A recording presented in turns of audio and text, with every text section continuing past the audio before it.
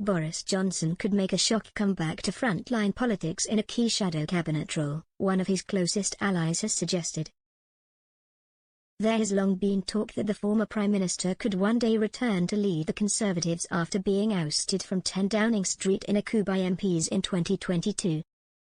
The former London mayor later sensationally quit Parliament after what he described as a kangaroo court suspended him from the Commons over claims he misled the House over Partygate.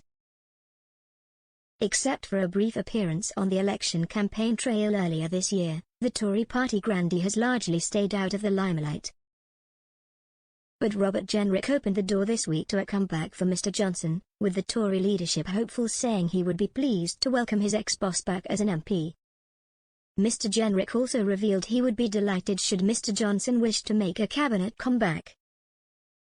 However, speaking to Mr Johnson's father Stanley on GB News' State of the Nation show, Sir Jacob Rees-Mogg said a future Tory leader could bring the ex-PM back now, even without a seat in Parliament.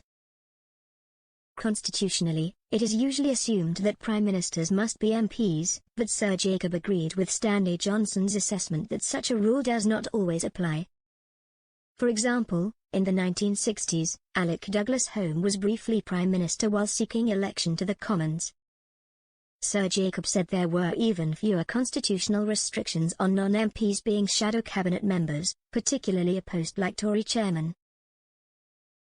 He added, if Robert Jenrick wanted to make Boris Conservative Party chairman and Boris was willing to do it, there would be absolutely nothing to stop that.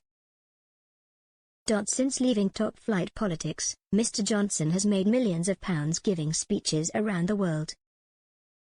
He was also seen enjoying a holiday in Greece earlier this week, where he was spotted wearing a t-shirt with a potential cryptic message for fellow former Prime Minister David Cameron.